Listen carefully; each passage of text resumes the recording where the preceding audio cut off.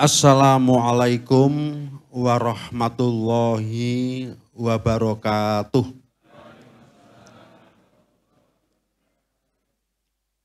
Alhamdulillahirabbil alamin. Wassalatu wassalamu ala rasulil amin wa ala alihi wa ashabihi ajmain, amma ba'.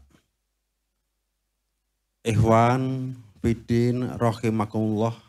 Alhamdulillah, pada pagi yang cerah ini kita bisa bermuwajahah di tebar salam ini. Saya bicara di sini hanya sekedar untuk mengisi waktu, sebab jadwalnya ternyata jam 5:30. Ikhwan fiddin rahimakumullah. Kemarin sudah kita dengarkan Ustadz Jamaluddin yang sedemikian luar biasanya. Kita kemarin dipaparkan beberapa daerah, beberapa cabang, beberapa ranting yang ternyata merupakan unggulan atau paling tidak paling menginspirasi. Saya yakin dengan uraian dan gaya Pak Jamaluddin yang sedemikian menarik, itu mampu memberikan motivasi pada kita. Misalkan kita melihat, kita mendengar dari Ustadz Jamaluddin, ternyata ada sekian cabang, sekian ranting yang memang luar biasa. Misalkan di daerah Sidoarjo itu ada cabang yang luar biasa. Bahkan kemarin sebenarnya dari cabang Mliwing sudah 2 kali ke sana. Ada unggulan yang luar biasa, yaitu sentralisasi keuangan. Ternyata sebenarnya kalau uang itu diatur secara terpusat, tersentralkan, itu memang luar biasa. Perkembangannya luar biasa dan itu kemampuan memberikan kontribusi kepada persyarikatan luar biasa. Sejumlah amal usaha yang semula tidak berdaya sama sekali, setelah tersentralisasi dana itu, alhamdulillah berkembang luar biasa. Kita kaget sewaktu sampai di Sidoarjo itu ada satu amal usaha SMA Muhammadiyah yang gedungnya luar biasa. Luar biasa. Sudah 2 kali kita ke sana. Yang pertama secara umum, yang kedua dari Majelis Dikdasmen sudah ke sana juga. Saya pribadi sebenarnya sangat menunggu follow up daripada studi tiru ke Sidoarjo itu. Mungkin kita akan mengatakan dari mana Ustadz kita akan memulai.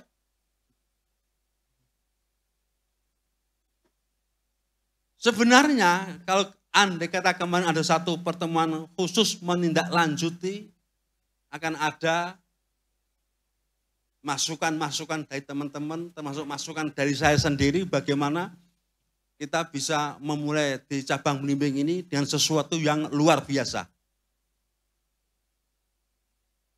Ini yang betul perlu kita tiru. Jadi ada Masjid Al-Jihad di Kalsel itu, di Banjarmasin itu luar biasa. Luar biasa. Sekarang kita mendengar keterangan-keterangan dari Pak Jamaluddin seperti itu gitu loh. Apakah itu puas hanya sekedar kita dengarkan? Kita mesti harus mencari terobosan-terobosan bagaimana cabang kita ini bisa mengikuti cabang dan ranting yang sedemikian luar biasa. Mengapa tidak bisa? Kita coba. Kita coba. Kita berdayakan betul ranting-ranting kita. Saya pikir Pak Jamaluddin menyampaikan semua itu pada kita untuk memotivasi kita gitu. Kalau sana bisa, mengapa kita tidak bisa? Itu yang perlu kita renungkan bersama, dan jangan hanya berhenti di renungan, tapi memang mari kita buktikan apa yang bisa kita lakukan. Bismillah. Ranting-ranting harus berikhtiar untuk mewujudkan impian yang sudah kita camkan betul.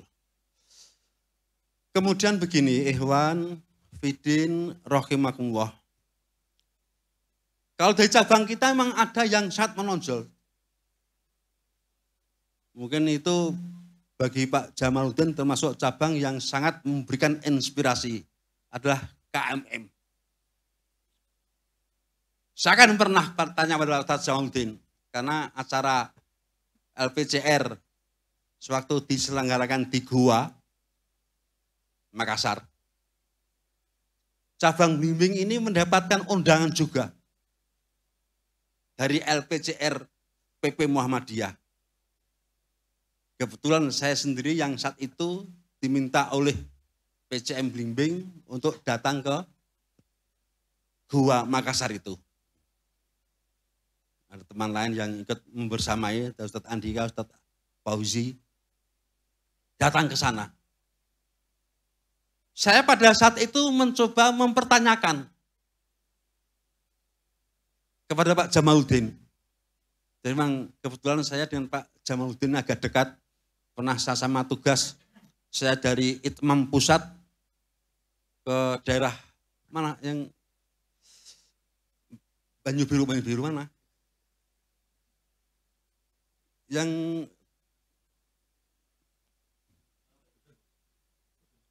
bukan Jawa Tengah bagian barat.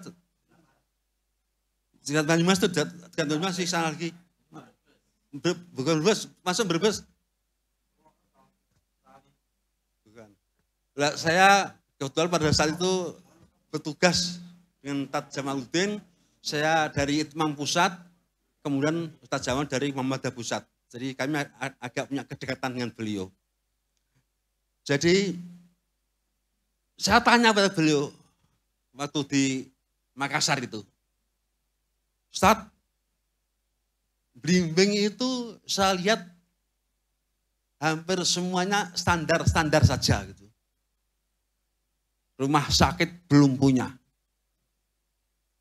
Amal usaha yang begitu membuat orang terkesima juga nyaris tidak ada. Tapi mengapa cabang Blimbing termasuk cabang yang diundang itu? Apa jawaban beliau? Blimbing itu ada sesuatu yang sangat menginspirasi. KMM. Kop Mubalek Muhammadiyah.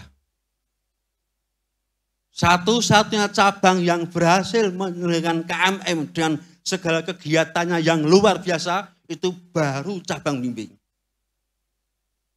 Memang di sana sini sudah banyak terbentuk KMM, tapi belum seperti Blimbing.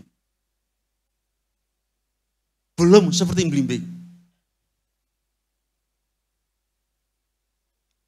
Saya sendiri ingat dulu waktu masih jadi pemuda Muhammadiyah, kami dan teman-teman juga membentuk Kop Mubalek Muda Muhammadiyah.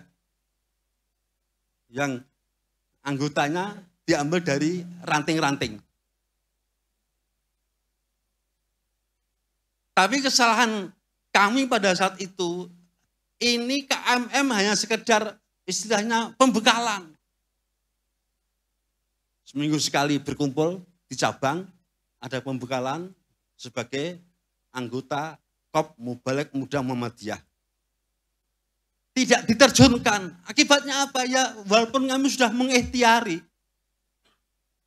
untuk Kop Mubalek Muda Muhammadiyah ini biar bisa istiqomah awet itu, sampai kita ajak studi banding ke Klaten. Studi banding ke sana kemari, biar awet. Tapi karena tidak ada penugasan, akhirnya ya sudah, cuma waktu itu bertahan 6 bulan atau 7 bulan, setelah itu wassalam. Itu jadi pengalaman saya. Kalau KMM tidak ditugaskan, memang jelas akhirnya akan jenuh. Sehingga pada saat kita 3 atau 4 tahun yang lalu membentuk KMM, memang saya bertekad harus ditugaskan. Kalau hanya sekedar kumpul pembekalan, itu pernah terjadi, gagal. Dan pada saat itu memang luar biasa. Luar biasa. Jadi menurut kacamata LPCR PP Muhammadiyah yang istimewa dari cabang Blimbing ini, sangat menginspirasi, itu adalah KMM. Ini kami sampaikan pada ikhwan, fidin, rahimakumullah, supaya merasa bombong itu. Kita memang tidak butuh pengakuan sana sini, tapi dengan diakui LPCR, kita diundang ke acara LPCR di Gua Makassar pada saat itu. Alhamdulillah, ternyata gerak bimbing dalam KMM luar biasa, dan ini sangat-sangat menginspirasi, sangat-sangat menginspirasi. Dan Pak Saranto ini sudah berapa tahun untuk KMM itu? Istiqomah luar biasa, betul tuh. Didukung administrasi dari Ustadz Andika yang juga luar biasa. Suatu ada tamu dari luar itu diperlihatkan administrasi untuk KMM ini luar biasa. Ketertibannya dan lain sebagainya. Ini yang kedua, jadi monggo teman-teman, cuma kalau Aisyah kemarin juga sudah, Bu Dewi sudah mencoba top mubalek Aisyah. Pripun keteranganipun, saya yakin kalau ini bisa serius. Ustaz Saudin. Ini cuma ngisi waktu tadi. Sekarang memang ternyata undangannya 5:30. Padahal jadwal di jam 5. Jadi monggo Ibu Aisyah, Top Mubarak Aisyah itu kita pikirkan, kita carikan terobosan-terobosan bagaimana yang akhirnya sampai terakui LPCR PP Muhammadiyah, tidak hanya Muhammadiyah, tidak hanya KMM Muhammadiyah, tapi juga Top Mubarak Aisyah. Cari terobosan dan itu pasti bisa. Ikhwan, fidin, rahimakumullah. Terakhir saja yang ingin kami sampaikan. Alhamdulillah hari ini kita bisa memulai kegiatan untuk di luar, di Tebar Salam. Saya katakan ini bukan hedonis. Wah sekarang Muhammadiyah sudah mulai menyebar uang, menghabiskan dana dan sebagainya. Saya pikir kegiatan seperti ini yang penting. Nek dulu ranting kena beban per orang 100.000, 2 orang berarti 200.000.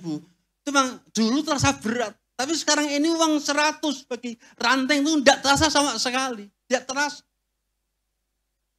Sehingga andai kata saya yakin dengan kegiatan seperti ini, apalagi kita dapat pencerahan-pencerahan yang luar biasa. Kita kehilangan uang 100.000 entah dari kantong pribadi atau kas ranting. Ini manfaatnya luar biasa. Saya sendiri sudah punya angan-angan, nanti kami sampaikan pada Pak Sarwanto.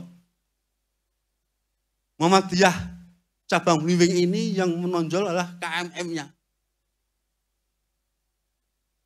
Saya insya Allah tidak lama akan kami usulkan pada Pak Sarwanto, nanti Majelis Tablik PCM Blimbing ini juga mengadakan kegiatan seperti ini. Kita undang bagian tablik secabang Blimbing. Setiap ranting 2 orang. Tempat nanti bisa di sini, bisa tempat lain. Saya punya tempat lain yang lebih murah. Kita adakan. Kita pikirkan betul bagaimana tablet cabang Blimbing itu menjadi luar biasa. Kalau kemudian ranting-ranting nanti kita bebani 100.000, saya yakin itu bukan masalah. Dan betul kata Pak Jamal, nanti kalau kita adakan di Isma, nanti ukah sing pamit. Belum saatnya pulang, dah pulang. Tapi kalau di sini, datang dengan bis, Anda mau pulang duluan kan enggak bisa. nyegat bis nantah teko ngomah, randang teko ngomah. Akhirnya mupus, wis apapun yang terjadi, saya akan ikut sampai akhir kegiatan. Ini kelebihannya semua. Sampai selesai. Akan kita mulai dari majelis tabligh. Kumpul, kita rampungkan permasalahan. Kita bicarakan, kita rakerkan program yang sudah diamanatkan oleh musyawirin melalui muscap. Nanti mungkin gilirannya majelis apalagi, jarak sebulan atau 2 bulan kesini lagi. Saya pikir itu bukan termasuk hedonis. Artinya membuang-buang dana dan sebagainya. Insya Allah kita merasakan sendiri manfaatnya luar biasa. Ikhwan, Fidin, Rohimahullah, saya kira sedar ngisi waktu sekian. Terima kasih. Dan saya berharap cabang Blimbing nanti bisa semakin luar biasa. Amal usaha semakin luar biasa. Sehingga insya Allah kita akan menjadi cabang unggulan di luar KMM. Kita perluas yang menjadi sorotan ke cabang Blimbing ini. Sekian, terima kasih. Assalamualaikum warahmatullahi wabarakatuh. Ustadz Amri, monggo.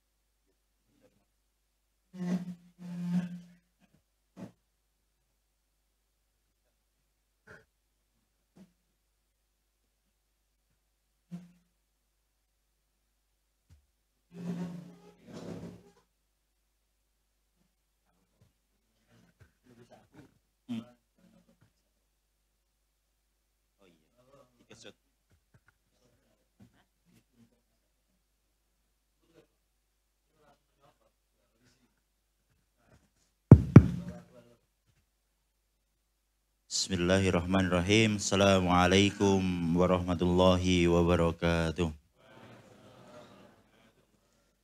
Innal hamdalillah nahmaduhu wa nasta'inuhu wa nastaghfiruh wa natubu ilaihi wa na'udzu billahi min syururi anfusina wa min sayyiati a'malina. May yahdihillahu fala mudhillalah wa may yudlil fala hadiyalah. Asyhadu an la ilaha illallah wahdahu la syarika lah wa asyhadu anna Muhammadan abduhu wa rasuluh.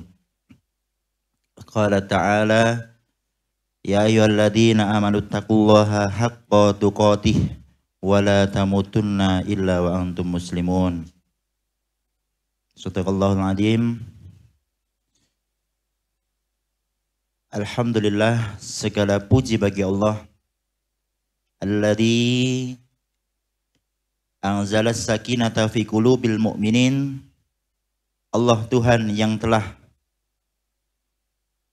menurunkan ketenangan di dalam hati orang-orang yang beriman. Kita patut bersyukur pada pagi hari ini walaupun kaku semua sih. Tadi saya tidur di luar. Tidurnya itu bisanya jam 3 atau 35 menit tadi. Ya Allah, bangun-bangun rematik. Positif ini. Ya Allah, jadi alhamdulillah ini masih kalau saya lihat semuanya malah segar-segar semuanya, alhamdulillah. Sesi demi sesi, Bapak Ibu semuanya alhamdulillah lancar, semoga diberkahi oleh Allah Subhanahu wa taala. Amin. Salawat serta salam tetap tercurah limpahkan kepada Nabi besar Muhammad sallallahu alaihi wasallam. Karena dengan jihad beliau, dengan tetesan darah beliau, Islam masih dapat berdiri tegak sampai saat sekarang ini. Langsung saja, tidak berlama-lama, sudah duduk di samping saya. Mudah-mudahan saya ketularan solihnya, tawaduknya, insyaallah. Langsung kita masuk ke sesi ketiga, yaitu temanya syarah kepribadian Muhammadiyah yang akan disampaikan oleh Ustadz kita, Ustadz Salahuddin Siregar LCMA, Wakil Ketua PDM Sukoharjo. Waktu dan tempat kami persilahkan. Assalamualaikum warahmatullahi wabarakatuh. Alhamdulillah. Alhamdulillahilladzi hadana lihadza wa ma kunna linahtadiya laula an hadana Allah. Asyhadu an la ilaha illallah wahdahu la syarikalah wa asyhadu anna Muhammadan abduhu wa rasuluhu la nabiyya ba'dah. Allahumma sholli ala Muhammad wa ala alihi wa ashabihi ajma'in, amma ba'd. Pimpinan cabang Blimbing yang kami hormati, pimpinan cabang Aisyah dan Muhammadiyah ya, Blimbing yang kami hormati, juga pimpinan-pimpinan ranting secabang Blimbing yang semuanya mudah-mudahan pantas dicintai oleh Allah Subhanahu wa taala. Pertama, mari kita selalu panjatkan puji syukur kehadirat Allah Subhanahu wa taala atas segala nikmat yang telah diberikannya kepada kita semua, khususnya nikmat iman dan Islam. Kita juga wajib bersyukur, alhamdulillah, sebagaimana yang direncanakan kita bisa melaksanakannya di subuh ini, meskipun ada sedikit, mohon maaf, misunderstanding-nya. Di dalam surat jam 5:30, saya siap-siap jam 5 itu ternyata di bel. Sudah sampai di mana saya kaget. Baru berangkat ya gitu.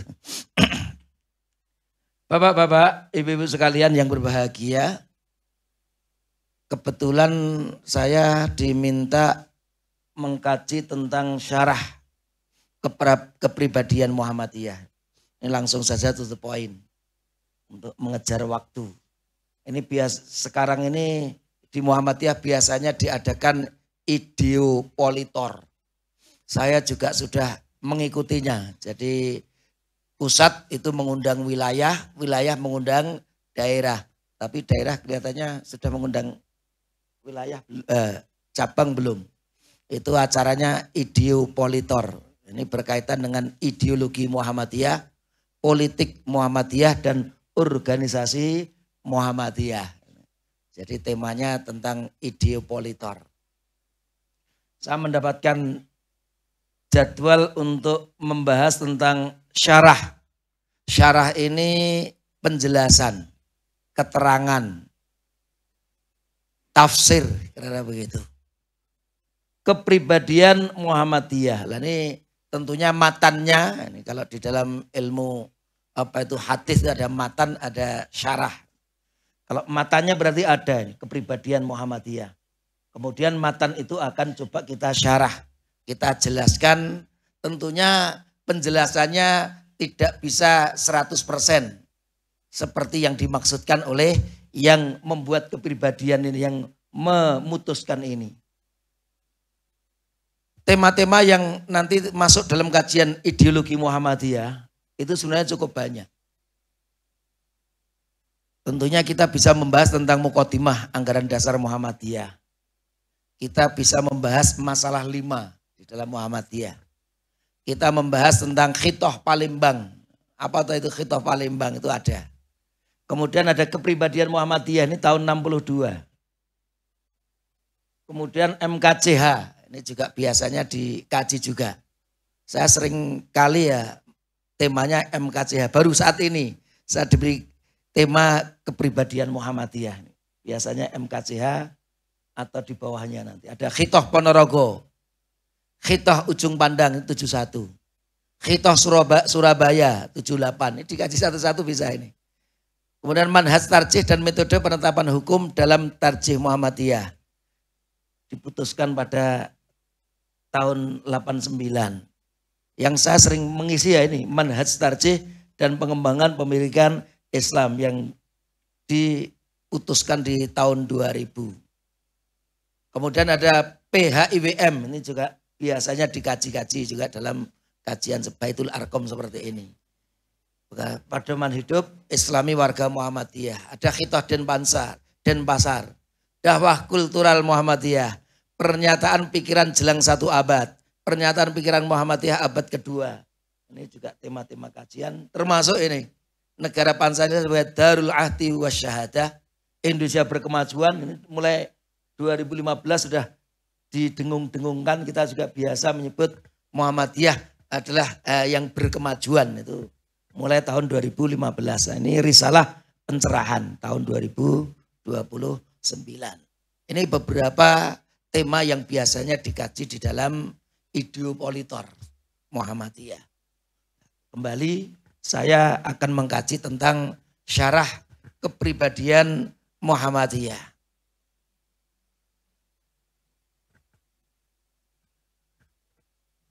Kepribadian Muhammadiyah ini nanti yang akan kita bahas ini. Ada 1, 2, 3, 4, 5, 6, 7, 8, 9, 10. Ada 10 poin. Yang jelas ini matannya seperti ini. Yang nanti coba kita bahas, kita sharing saja di sini. Akan kita bahas satu persatu. Jadi kalau yang kita kaji, yaitu kepribadian Muhammadiyah.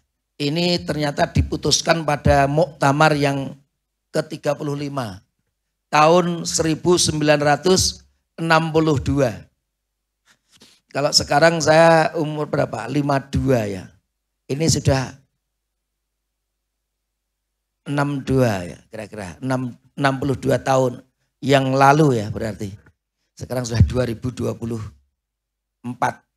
Ya, berarti 64 tahun yang lalu sudah diputuskan.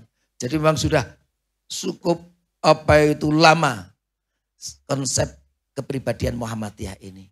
Dan waktu itu diputuskannya di Gelora Senayan, Jakarta. Pada masa kepemimpinan Haji Muhammad Yunus Anis. Sekarang ada penerusnya Ustadz Yunus Muhammadi, alhamdulillah.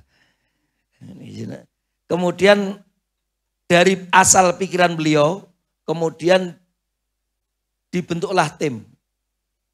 Ini asal pikirannya dari Kiai Haji Fakih Utsman, tapi pada kepemimpinan Yunus Anis. Kemudian dibuatlah tim, kalau di Muhammadiyah kolektif kolegial, kemudian dibuat tim untuk membentuk yang namanya kepribadian Muhammadiyah. Ada Kiai Haji Muhwardan, Kiai Haji Farid Ma'ruf, Muhammad Jarnawi Hadikusumo, dan Muhammad Jindar Tamimi, tim yang kemudian menggodok tentang kepribadian Muhammadiyah dan tentunya diplenukan di Muktamar Muhammadiyah, kemudian diputuskan di Muktamar Muhammadiyah tahun 62. Itulah yang akan kita kaji pada pagi hari ini. Kembali ke tema kita, yaitu syarah kepribadian Muhammadiyah. Kita bahas dulu apa toh yang dimaksud dengan kepribadian itu. Kalau kita melihat KBBI lah kira-kira itu, Kamus Besar Bahasa Indonesia, kepribadian itu perpaduan. Di sana ada sifat. Jadi sifat yang dimiliki oleh Muhammadiyah. Kalau sifat biasanya inner, yang ada di dalam diri. Kemudian juga sikap. Berarti kalau kepribadian Muhammadiyah, kita maknai sikap Muhammadiyah. Kalau sikap ini biasanya keluar. Kalau ada innernya, ada keluarnya. Sifat yang ada di dalam dirinya, kemudian bagaimana sikapnya terhadap yang ada di luar. Kepribadian Muhammadiyah juga bisa diartikan pola pikir. Bagaimana cara Muhammadiyah berpikir. Atau nilai-nilai. Berarti kepribadian Muhammadiyah berarti nilai-nilai yang dimiliki oleh Muhammadiyah.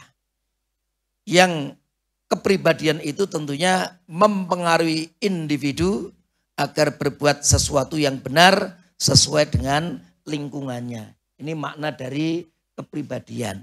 Jadi tentunya sifat sikap Muhammadiyah ini akan mempengaruhi pola pikir, nilai-nilai yang benar kemudian disesuaikan dengan lingkungannya.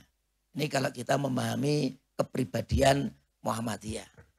Ya, kalau berarti kita tentunya perlu memahami bahwa kita di Muhammadiyah, organisasi Muhammadiyah ini adalah gerakan Islam. Muhammadiyah adalah gerakan Islam. Amar ma'ruf, nahi mungkar. Karena Muhammadiyah itu gerakan Islam, maka semua gerakannya harus berlandaskan Islam. Sumber hukum kita. Maksud gerakannya ialah dakwah Islam dan amar ma'ruf nahi mungkar yang ditujukan kepada dua bidang. Jadi dakwahnya bisa kepada perseorangan, bisa kepada masyarakat. Ini juga di dalam muqaddimah kepribadian Muhammadiyah seperti ini. Kemudian dakwah dan amar ma'ruf nahi mungkar pada bidang yang pertama, yaitu dakwah ke perseorangan, itu juga terbagi kepada dua golongan. Yang pertama, golongan yang muslim, mengislamkan orang Islam, kira-kira begitu. Karena banyak orang Islam yang belum taat dengan aturan agamanya. Atau orang Islam tapi cara menjalankan agama ternyata tidak atau bahkan bertentangan dengan apa yang dicontohkan oleh Rasulullah. Nah, ini dakwah kepada mereka untuk meluruskan kembali kepada Al-Quran dan As-Sunnah. Yang kedua tentunya kepada yang belum muslim. Karena ini dakwah sifatnya umum. Seruan dan ajakan untuk memeluk agama Islam karena ini tugas sebagai seorang muslim. Itu kewajiban kita meskipun sebagian ada yang mengatakan fardu kifayah. Tapi banyak ulama yang menyebut dakwah itu hukumnya fardu ain. Setiap muslim punya kewajiban untuk berdakwah. Maka Rasul bersabda, balighu anni walau ayah. Meskipun hanya tahu satu ayat, sampaikan kepada orang lain. Paling tidak kalau kita sudah memberikan nasihat kepada saudara kita, kepada anak kita, kepada tetangga kita, itu kita berarti sudah berada di jalan dakwah ini tadi. Kemudian adapun dakwah Islam dan amar ma'ruf nahi mungkar di bidang yang kedua, yaitu ke masyarakat, itu bersifat kebaikan, bimbingan, dan juga peringatan.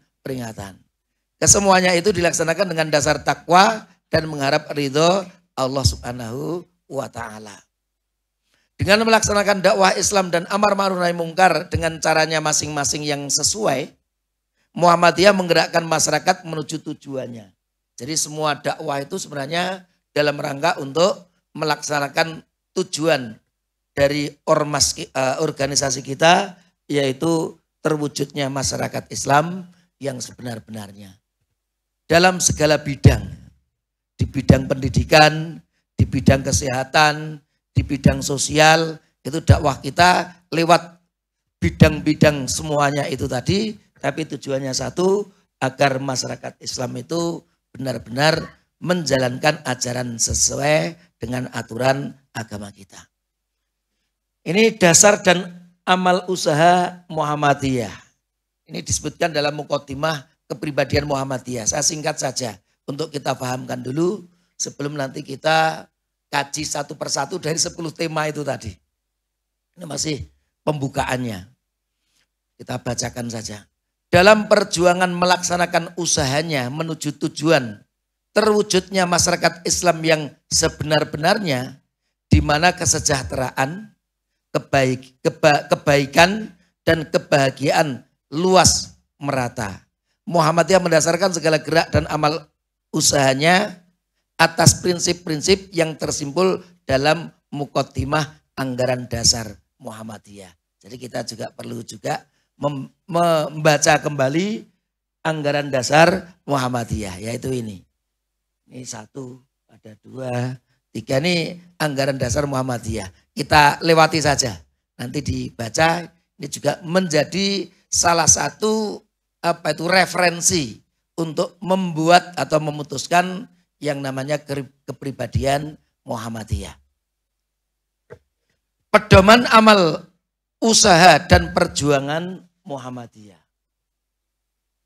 Menilik dasar prinsip tersebut di atas, maka apapun yang diusahakan dan bagaimanapun cara perjuangan Muhammadiyah untuk mencapai tujuan tunggalnya, tetap harus berpedoman, berpegang teguh akan ajaran Allah dan Rasul-Nya, bergerak membangun di segenap bidang dan lapangan dengan menggunakan cara serta menempuh jalan yang diridhai oleh Allah Subhanahu wa Ta'ala. Nah, kita baru masuk ke tema kita, sifat atau kepribadian Muhammadiyah. Ini keputusan Muktamar Muhammadiyah yang ke-35 tahun 1962 di Gelora Senayan, Jakarta. Apa itu poin-poin atau matan-matan dari kepribadian Muhammadiyah? Menilik apa itu Muhammadiyah, dasar amal usaha Muhammadiyah, pedoman amal usaha dan perjuangan Muhammadiyah, maka Muhammadiyah memiliki dan wajib memelihara sifat-sifatnya, terutama yang terjalin di bawah ini. Yang pertama, beramal dan berjuang untuk perdamaian dan kesejahteraan. Ini matan kepribadian Muhammadiyah yang pertama. Beramal dan berjuang untuk perdamaian dan kesejahteraan. Dan meskipun kita tahu setiap amal harus dilakukan dengan cara ikhlas, innamal a'malu binniyat. Tapi ketika Muhammadiyah beramal dan berjuang, itu dalam rangka untuk perdamaian dan kesejahteraan. Karena kalau kita lihat arti dari Islam, mahwal Islam itu. Islam itu kalau kita lihat mengapa agama yang Allah berikan kepada kita dan satu-satunya agama yang diridhoinya itu adalah Islam. Innad dina 'indallahil Islam. Semua agama atau agama satu-satunya agama yang diridhai oleh Allah. Wa may yabtaghi ghairal islami dinan, bahkan begitu ya. Fala yuqbala minhu wa huwa fil akhirati minal khasirin. Kalau mencari agama selain Islam, maka dia termasuk orang yang akan merugi. Islam itu ternyata maknanya ada tunduk. Jadi orang Islam itu adalah orang yang tunduk dengan aturan Allah. Islam punya makna taat. Berarti orang Islam itu harus selalu taat kepada Allah. Aturan Allah, syariat Allah. Islam punya makna patuh. Kita harus selalu patuh dengan aturan yang Allah gariskan. Islam juga punya makna damai, assalam. Maka ada lagu dinus salam. Islam itu dinus salam, agama kedamaian. Juga assalamat. Islam adalah agama keselamatan. Kalau kita ingin selamat dunia dan akhirat, maka kita harus berislam. Itulah makna-makna dari al-Islam. Maka sangat tepat ternyata agama yang Allah pilihkan untuk kita ini disebut dengan agama Islam. Di sana ada makna damai. Kalau kita lihat dalilnya ya, Rasul pernah bersabda, la tadkhulul jannata hatta tu'minu. Kalian tidak akan masuk surga. Hatta tu'minu, sampai kalian beriman. Jadi selain muslim, mukmin, maka tidak akan masuk surga. Tapi kalian wala tu'minu hatta tahabbu. Dan kalian tidak menjadi seorang muslim yang sempurna hatta tahabbu. Sampai kalian saling mencintai. Jadi al-ukhuwah itu kewajiban. Bahkan di sini syarat menjadi muslim yang sempurna itu saling mencintai. Yaitu bersaudara dengan saudaranya yang lain. Awala adullukum ala syai'in, maukah kamu aku tunjukkan kepada sesuatu. Idza fa'altumuhu tahabbtum. Kalau kalian lakukan, maka kalian akan saling mencintai. Maka Rasul bersabda, afsus salama bainakum. Maka sebarkanlah assalam. Assalam kita bisa maknai secara tekstual. Setiap kita bertemu, kita memulai dengan mengucapkan salam. Assalamualaikum. Tapi assalam juga punya makna kontekstual, yaitu perdamaian, kedamaian. Afsus salam, sebarkanlah perdamaian. Sebarkanlah kedamaian di antara kalian. Jadi tidak hanya mengucapkan salam, tapi menyebarkan perdamaian atau kedamaian di tengah-tengah masyarakat. Jadi Muhammadiyah berdasarkan hadis ini wajib menjadi problem solver ya. Menjadi yang memberikan solusi terhadap problem-problem yang ada. Bukan part of problem, bahasa begitu. Bukan bagian dari problem itu. Dan jangan sekali-kali menjadi problem maker. Bahkan kita yang menjadi problematika itu siapa? Ternyata bersumber dari kita. Jangan. Kita mestinya menjadi orang-orang yang akan mengurai benang yang kusut. Ini juga ada makna yang ayuhan nas afsus salam. Ini juga perintah untuk menyebarkan perdamaian. Jadi kepribadian Muhammadiyah tadi ternyata kalau kita lihat sumber hukum kita ada hadis-hadis yang memang dijadikan rujukannya. Kita juga bisa melihat ayat ini bahwa tadi perdamaian dan kesejahteraan. Ini kesejahteraan saya munculkan ayat ini sebagai rujukan terkait dengan kesejahteraan. Hadirin hadirat sekalian, kalau kita membaca surah Az-Zariyat ayat 15 sampai 19 ini bercerita tentang orang-orang yang bertakwa. Siapa tahu orang-orang yang bertakwa yang nanti berada di surga itu? Itu disebutkan. Dan saya hanya ingin memunculkan ayat yang terakhir di sini. Ayat yang ke-19. Di antara tanda-tanda orang bertakwa yang nanti ada di surga, itu tandanya adalah wafi amwalihim. Dan di dalam harta-harta mereka itu hakun atau hakul lisa'ili wal mahrum. Ada hak yang diberikan kepada orang-orang yang sa'il dan al-mahrum. Apa artinya ini, bapak-bapak, ibu-ibu? Ciri-ciri penghuni surga itu ketika di dunia sebagian harta mereka itu diberikan kepada orang-orang yang meminta-minta, orang miskin dan juga al-mahrum yang tidak mendapat bagian.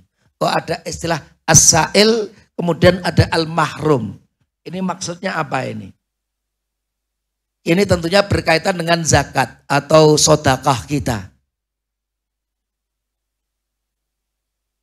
Kalau kita pahami ternyata memang orang-orang miskin itu sebenarnya ada dua macam itu. Kalau kita klasifikasikan. Ada orang miskin yang senengane njaluk, nyuwun paring-paring, mengemis. Itu yang pertama. Itu as-sa'il. Yang kedua jenis orang miskin al-mahrum yang biasanya tidak dapat bagian. Lah disinilah Muhammadiyah harus melaksanakan, harus mendengarkan pesan Allah ini. Al-mahrum khususnya yang tidak mendapat bagian. Ini orang-orang miskin yang memiliki kepribadian kuat, yang memiliki rasa, ya malu nek jaluk itu. Ya aku itu butuh, aku itu miskin. Nek kon jaluk aku ya mau. Tidak mau meminta-minta. Ini orang miskin jenis yang kedua, biasanya rata wento. Sing itu sing ngatung-ngatung itu. Maka nanti di program sosial kita, itu justru yang harus kita deteksi itu yang al-mahrum ini. Mereka yang miskin, jelas miskin tapi kon jaluk ra gelem. Kalau sing jaluk itu di jejer di atas itu seneng banget guyang-guyu. Tapi mungkin jenis yang kedua itu enggak mau. Aku nek dikei yo gelem. Ini nek dijejer nang kono isin ya aku. Kadang-kadang begitu loh, Bu. Bapak-bapak, hati-hati. Jangan kita umpamanya ini santunan kita ada 10 orang dijejer itu Belum tentu semuanya seneng loh itu. Itu hati-hati. Ya sing asail tadi modelnya begitu seneng aja ento. Tapi yang model almarhum ini isin. Ya miskin tapi isin. Lah jadi kita benar-benar harus memperhatikan. Maka ya nek kalau tidak mau ya isin itu kita isin ya yang lainnya saja yang mau ke depan. Tadi dia tetap mendapatkan meskipun orang ketok. Maka gerakannya senyap itu. Itu Muhammadiyah. Tidak hanya yang ketok menjaluk-jaluk tidak. Justru yang tidak jaluk-jaluk itu yang harus diperhatikan oleh Muhammadiyah supaya mereka mendapat bagian. Nah, ini tugas kita di Muhammadiyah. Itu pentingnya ada organisasi. Nek dewe-dewe mau ramudeng itu. Pokoknya ngei. Padahal banyak orang yang belum kebahagiaan. Ini mensejahterakan menggunakan ayat apa itu Adz-Dzariyat ini. Poin yang kedua, untuk mempersingkat waktu saja. Nanti bisa saya kopikan saja nanti. Memperbanyak kawan. Jadi ternyata prinsipnya yang diberikan oleh ulama-ulama kita terdahulu, itu kita tidak memperbanyak lawan ya. Tapi memperbanyak kawan. Jadi merangkul. Ini kepribadian Muhammadiyah itu merangkul. Dan mengamalkan al-ukhuwah al-islamiyah. Ini jadi tema yang kedua, kepribadian yang harus dimiliki oleh semua kader-kader Muhammadiyah, yaitu suka merangkul. Karena ada model orang yang kalau berbeda sedikit saja, wes neng-nengan. Kayus beda karo awake dhewe, wis meneng. Rasa ketemu naik. Ketemu aja ya melengos kan gitu. Itu bukan kepribadian Muhammadiyah. Justru ketika ada perbedaan, ya tentunya kita bisa sharing, kita bisa berdiskusi untuk apa? Untuk mencari solusi.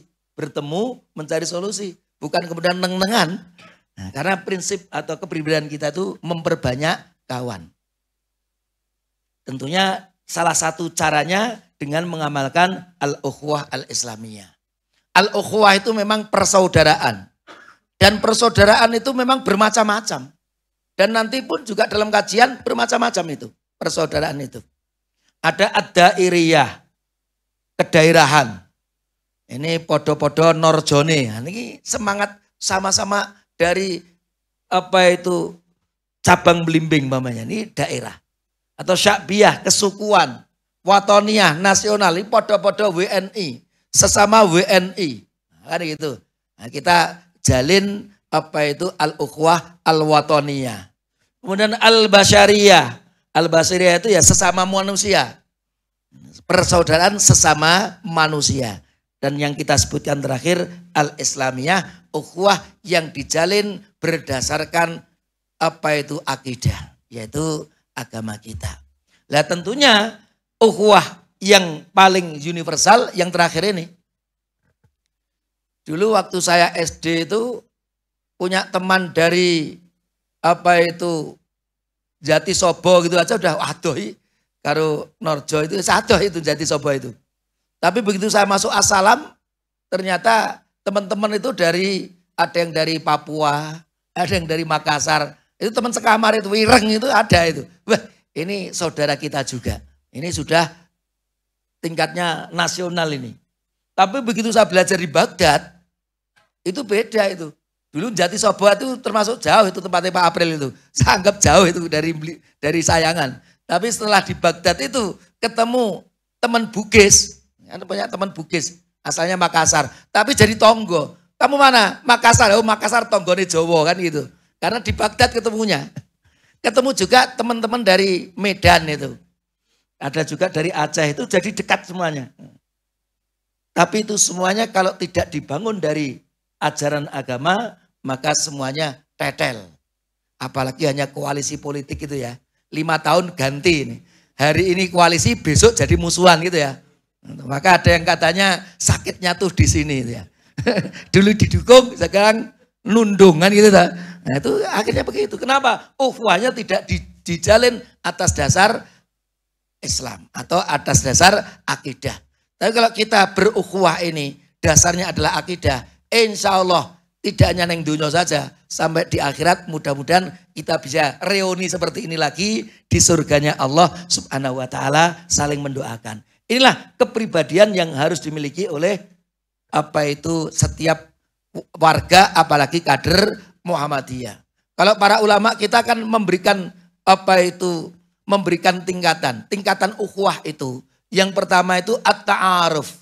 Kita saling mengenal namanya, alamatnya di mana. Oh, kenal, itu adalah saudaraku. Tapi perlu kita tingkatkan menjadi at-tafahum, saling memahami. Nah, kalau saling memahami itu berarti ada saudara yang ekonominya kuat, tapi ada juga saudara kita yang ekonominya lemah. Itu berarti kita sudah mulai saling memahami. Mengenal, saling memahami, kita tingkatkan lagi at-ta'awun, saling membantu, saling menolong. Kita sudah mengenal, kita sudah paham, lah disinilah kita mencoba, ternyata saudara kita tadi ada yang lemah ekonominya, kita tolong. Kita bangun PKU begitu untuk menyantuni saudara-saudara kita yang kekurangan. Ini bagian dari tingkat dari al-ukhuwah. Dan tingkat al-ukhuwah yang paling kuat, hadirin hadirat sekalian, itu menurut para ulama adalah at-takaful, saling menjamin. Itu seperti ketika Rasulullah itu dihadirkan mayit. Rasul bertanya, dia punya utang? Punya Rasul. Ada harta yang digunakan untuk nyaur utang? Ada, Rasul sholatkan. Tapi ada mayat yang lain, punya utang? Punya Rasul. Ada harta yang nutup utangnya? Enggak ada Rasul. Ya sudah, shollu ala sahibikum. Kalau begitu, sholatkan saja saudaramu. Rasul tidak mensolatkan, tapi mempersilahkan para sahabat untuk mensolatkan. Tapi ada satu sahabat, Rasul, alayyadainuhu, hutang-hutangnya saya yang nanggung Rasul. Luar biasa ini. Saya yang nanggung, kamu tanggung. Baik, akhirnya Rasul mensolatkan mayat itu tadi, ditanggung oleh saudaranya. Maka al-ukhuwah ini ketika sudah sampai at-takaful akan menimbulkan sifat namanya apa? Al-ithar. Al-ithar itu seperti surah Al-Hasyr ayat 9 itu. Wa yu'siruna ala anfusihim walau kana bihim khasasah. Dan mereka itu mendahulukan saudaranya meskipun dirinya dalam keadaan kesusahan juga. Maka berinfak, beramal itu tidak miliknya orang kaya ya. Kalau dalam ayat itu kan alladzina yunfikuna fis-sarra'i wadh-dharra. Yunfikuna itu bukan fis-sarra saja ya, tapi juga wadh-dharra. Jadi infak itu bukan miliknya orang kaya. Aku orang kaya kok orang sok infak. Tidak begitu. Infak itu adalah sifat yang dimiliki oleh orang yang kaya maupun orang yang miskin. Orang yang ekonominya kuat maupun lemah itu mereka wasari'u perintahnya. Tentunya sesuai dengan kemampuannya masing-masing. Kalau al-istar itu begitu. Siap bersusah-susah untuk bahagianya orang lain. Bahkan siap mati dalam perjuangan untuk apa? Untuk sejahteranya orang lain. Kalau dalam jihad kan seperti itu. Karena siap mati untuk apa? Kalau saya tidak berjuang, nanti masyarakat habis nanti. Dihabisi sama para penjajah. Itu bagian dari sifat ukhuwah. Siap mengorbankan dirinya untuk apa? Untuk selamatnya sejahteranya orang lain. Itulah sifat yang harus dimiliki oleh setiap warga, apalagi kader-kader Muhammadiyah. Nek ngene iki, cara-carane nek bapak-bapak yang di PNS itu gampang itu. Iki wayahe apa itu? Sertifikasi. Jenengan riyen mawon, Pak. Kula tak mengkeman. Jenengan riyen mawon. Saya terjadi begitu. Saya terjadi begitu karena al-istar tadi mendahulukan saudaranya. Wes nek ngono wis padha Muhammadiyah. Ketika mencari pimpinan ngono kuwi. Tapi sekarang di dunia lain berbeda ya. Apalagi di dunia perpolitikan kita. Untuk jadi penguasa saja ngemisnya luar biasa. Jaluk-jaluk sampai bayar itu ya. Na'udzubillahi min dzalik. Ini kalau ayatnya ya wa'tasimu bihablillah innamal mu'minuna ikhwatun. Kita kalau baca hadisnya ini, perumpamaan seorang mukmin dalam saling mencintai, saling menyayangi, saling mengasihi, masalul jasad. Mereka itu seperti satu tubuh. Idza staka minhu 'udhun, kalau salah satu anggota tubuhnya sakit, tada'alahu syairul jasadi, maka yang lainnya akan merasa sakit juga. Bisari wal humma, sehingga dia tidak bisa tidur dan ikut demam. Untune sing lara itu gur siji. Tapi ora ger untune sing merasakan sakit. Bukan hanya mulutnya, kepalanya juga cenut-cenut. Suruh badminton, ora gelem lara ki untuk ora iso ngopo-ngopo ya aku. Padahal sing lara bukan kakinya. Tangannya sehat, kakinya sehat, tapi karena untune ki lara cenut-cenut, itu sak badan itu merasakan. Ini kita. Mestinya seorang muslim seperti ini. Maka coba kalau kita melihat saudara kita dibantai itu apa rasa kita? Ada merasakan sakit enggak itu? Kita itu. Kalau kita enggak merasakan sakit sama sekali, berarti kita itu beda badan itu. Maka kita harus benar-benar ikut merasakan itu. Lah bagaimana? Ya kan sehat tadi untune. Bagaimana kita mendoakan, berusaha alhamdulillah di Muhammadiyah juga sudah membantu semampu kita. Juga kita harus banyak mendoakan saudara-saudara kita yang terzalimi, khususnya di Gaza, di Rafah sana, mudah-mudahan segera dibebaskan oleh Allah Subhanahu wa Ta'ala. Yang ketiga, waktunya habis ini. Waktunya sama berapa nih? Aku takutnya Manu yang bawa waktu. Tolong diingatkan nanti. Yang ketiga, lapang dada. Ini karakter yang harus dimiliki seorang muslim, khususnya warga apalagi kader Muhammadiyah. Lapang dada, luas pandangan dengan memegang teguh ajaran Islam. Jadi lapang dada ini ya, kalau ada perbedaan pendapat, apalagi hanya perbedaan strategi, itu saling menghormati. Kadang-kadang kita hanya beda strategi saja, akhirnya udur-uduran. Bapak-bapak, ibu-ibu sekalian yang berbahagia, kalau boleh saya menggambarkan, janjane umat Islam itu mestinya seperti tim sepak bola itu. Karena sekarang baru Euro tuh ini. Finalnya kapan itu finalnya? Sudah ada yang aman nih. Finalnya bukan hari ini ya, aman itu. Kalau hari ini pada bingung semua nanti mau lihat finalnya. Itu ya perang strategi juga. Jadi dalam berdakwah pun juga ada strategi. Jadi kalau di strategi itu, kalau kesebelasan itu semua 11 jadi penyerang, itu kena serangan balik rampung itu. Semuanya ngarep itu. Begitu serangan balik rane uang kosong itu. Langsung gol kegulan banyak nanti kita. Itu kalau semuanya penyerang. Maka seperti pemain sepak bola itu. Ada bagian penyerang. Ada bagian playmaker itu ya. Pembuat permainan ya. Yang menciptakan permainan itu ya gitu ya. Ini yang ngatur permainan. Kapan ini maju, kapan ini bertahan. Itu ada yang ngatur.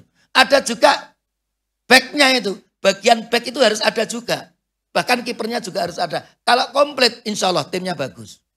Maka kalau kita juga begitu. Sifatnya manusia kan beda-beda. Ada seperti Umar bin Khattab kan itu ya. Ada juga yang sangat bijak seperti Abu Bakar As-Siddiq. Itu dikumpulkan. Bukan kemudian merasa kalau beda strategi itu bukan bagian dari kita. Kadang-kadang malah kita Muhammadiyah itu serawani tok wedi kan. Kon maju perang wedi karena memang posisi kita bukan di penyerang itu. Tapi ketika ada orang yang menjadi penyerang, kita jangan marah juga. Justru dengan ada penyerang-penyerang itu kita disegani. Coba kalau mati Islam lembek semuanya itu. Melu kabeh itu ya. Oke, sendika dawuh kabeh, enggak ada. Kita enggak dihargai oleh orang. Tapi ketika ada penyerang-penyerang itu ada yang berani tadi. Itu yang pencetak gol tadi. Itu kita justru dipedeni. Justru pengatur serangan. Oh makanya jangan begitu. Nanti kamu begini. Itu kita bisa. Maka sekali lagi perbedaan pendapat jangan dijadikan untuk kita bercerai-berai. Tapi mestinya kita harus paham. Muhammadiyah punya kepribadian seperti ini. Mungkin ada kepribadian yang seperti Umar bin Khattab itu. Pengennya yo ndang maju itu. Tapi ya kita mungkin beda strategi ya. Kita tidak perlu kemudian mengatakan mereka salah. Ya beda strategi saja.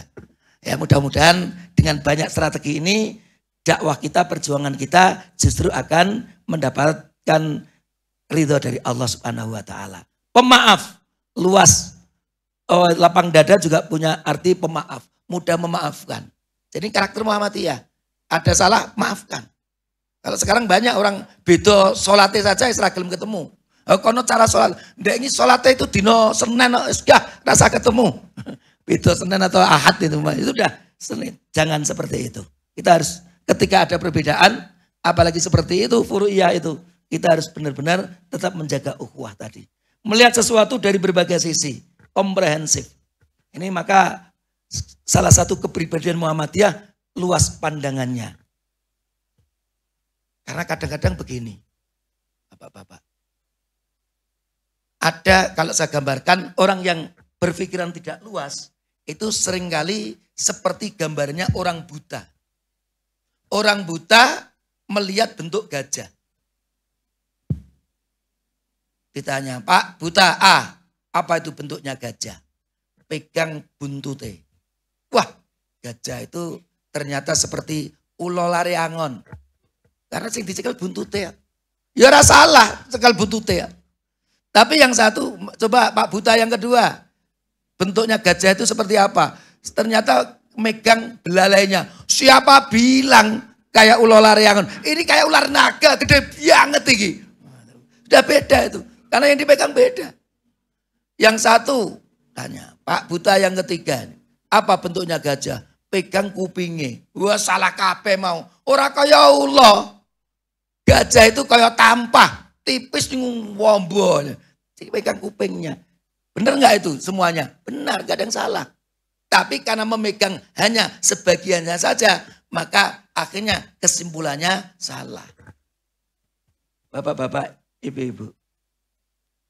Ini kalau kita contohkan. Nah, contoh sekarang. Menyentuh kemaluan, batal mboten wudu kita. Menyentuh kemaluan. Ada yang batal, ada yang tidak loh. Ini menyentuh kemaluan batal tidak. Ada seorang sahabat bertanya kepada Rasul, bagaimana Rasul kalau ada orang yang menyentuh kemaluannya ketika dia sholat? Hal hiya illa juz'un atau bid'atun minka. Itu kan hanya bagian dari anggota badanmu. Jadi Rasul jawabannya apa? Ketika ada Rasul kalau orang sholat megang kemaluan batal enggak? Itu hanya bagian dari anggota badanmu. Berarti batal mboten? Yakin mboten batal? Tidak batal? Saya sampaikan hadis yang kedua. Man massa dzakarahu fala yusalliya hatta yatawadda. Siapa yang menyentuh kemaluannya, maka dia jangan sholat sampai berwudu. Batal napa mboten saniki? Lah, kok malah batal? Tadi hadis yang pertama, itu hanya bagian dari anggota badanmu. Nyekel pipi batal mboten? Nyekel tangan, nyekel kemaluan sama, itu hanya anggota bagian dari badanmu. Nek ditonton ora batal. Tapi kalau lihat hadis satunya, siapa yang menyentuh kemaluannya, janganlah dia sholat sampai dia berwudu. Berarti dia harus wudu. Lah kesimpulannya pripun niku?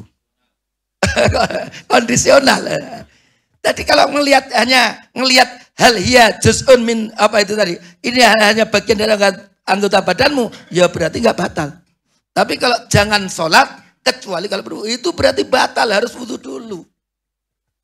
Bagaimana Muhammadiyah? Muhammadiyah gimana itu? Al aslu fil amri lil wujub. Asal dari perintah itu menunjukkan wajib. Fala yusolliya hatta yatawaddo. Jangan kamu sholat sampai kamu berwudu. Kan perintah itu untuk berwudu. Al aslu fil amri lil wujub. Asal dari perintah menunjukkan wajib. Kesannya diri wajib. Tapi ada kaidah hatta yadullat dalilu ala khilafi, sampai ada dalil yang membelokkannya dari wajib. Tadi yang bertanya, apa itu batal atau tidak kalau orang sholat menyentuh kemaluan? Itu hanya bagian dari anggota badanmu. Berarti itu tidak batal. Berarti perintah tadi tidak wajib. Artinya kesunahan. Disunahkan untuk berwudu. Tapi kalau tidak berwudu sah enggak? Tidak batal. Sah, masih sah sholatnya. Karena itu hanya bagian dari anggota badanmu. Tapi kalau kamu menyentuh kemaluan, kok kamu berwudu, itu lebih baik, itu afdol. Jadi perintah tadi menjadi sunnah. Mengapa? Karena ada hadis yang pertama tadi, bahwa menyentuh kemaluan itu tidak membatalkan. Tapi ternyata dianjurkan, diperintahkan. Lah perintahnya berpindah dari wajib menuju sunnah. Itu contoh, berarti disunahkan. Tapi kalau tidak wudu, sah nggak sholatnya? Sah, tapi kalau berwudu lebih baik. Itu cara kita memahami. Jadi kalau lihat hadis yang pertama, sah. Hadis kedua tidak sah. Ini berarti baru melihat dari satu. Karena sekarang banyak. Umat Islam itu melihatnya satu hadis, dua hadis, disimbolkan dari hadis itu. Tekstual. Padahal banyak hadis-hadis yang lain yang mendukung, yang kalau digabungkan, itu nanti konklusinya, kesimpulannya akan berbeda. Kita bisa membahas itu, bisa tentang gambar, kita bisa tentang musik, kita bisa isbal, itu nanti kalau kita kaji kan seperti ini nanti. Ada hadis-hadis yang kalau kita lihat secara tekstual, itu kesannya seperti itu. Tapi kalau hadis itu semuanya digabungkan, oh ternyata begitu kalau ini. Tapi kalau begitu ternyata tidak seperti itu. Jadi hukumnya bisa berbeda-beda, tergantung kepada ilatnya, tergantung kepada sebabnya dan lain sebagainya. Ini contoh. Jadi harus berpandangan luas. Jangan saklek hanya lihat satu ayat, satu hadis menyimpulkan. Jangan begitu. Itu ada ayat-ayat yang lain, ada hadis-hadis yang lain yang juga perlu dicari untuk mencari konklusi yang komprehensif. Ini ayat-ayat tadi, pemaaf. Wal kadhiminal ghaidha wal afina 'anil nas. Ini sifat pemaaf itu dari ayat ini. Untuk mempersingkat, wa'fu anhu, ini fa bima rahmatin minallah lintalahum. Disebabkan karena rahmat Allah lah kamu bersikap lemah lembut. Pemaaf, lapang dada, kan gitu dah. Kalau kamu bersifat keras hati, kasar, mereka akan menjauhi kamu, maka maafkan mereka, mohon ampunkan. Kalau ada orang yang bersalah, itu kita maafkan, mohon ampunkan.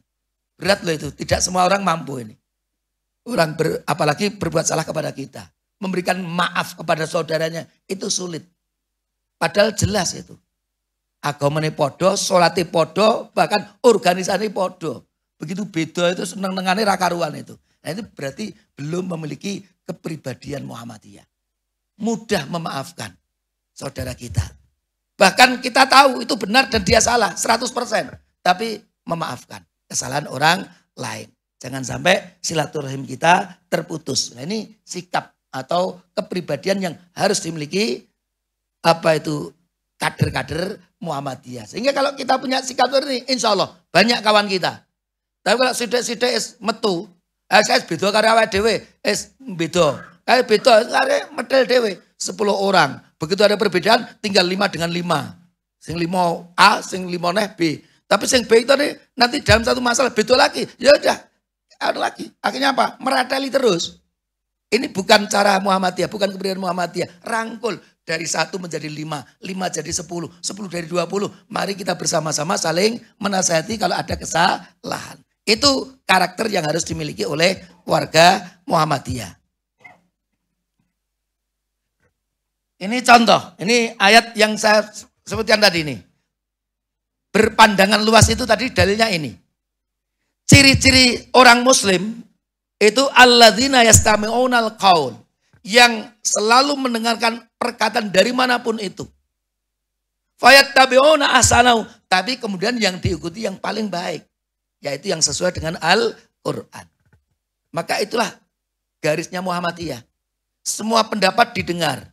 Ada mazhab Hanafi, ada mazhab Maliki, ada mazhab Syafi'i. Bukan, oh karena dia mazhab Syafi'i, aku kan mazhabnya Hanafi. Beda, kayak begitu.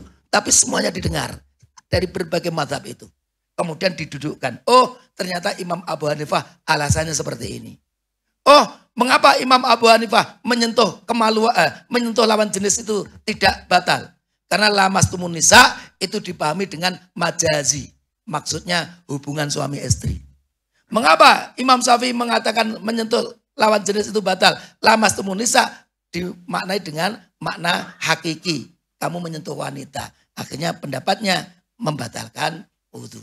Bagaimana Muhammadiyah? Lah itu nanti perlu dikaji mendalam. Takut habis waktunya nanti kalau kita hanya mengkaji yang seperti ini. Itu contoh ya. Jadi mendengarkan semua pendapat-pendapat, tapi kemudian mentarjihnya. Mana dari pendapat yang paling kuat dalilnya, paling kuat argumentasinya, itulah yang kita ikuti, tidak mengingatkan kepada salah satu mazhab. Oke.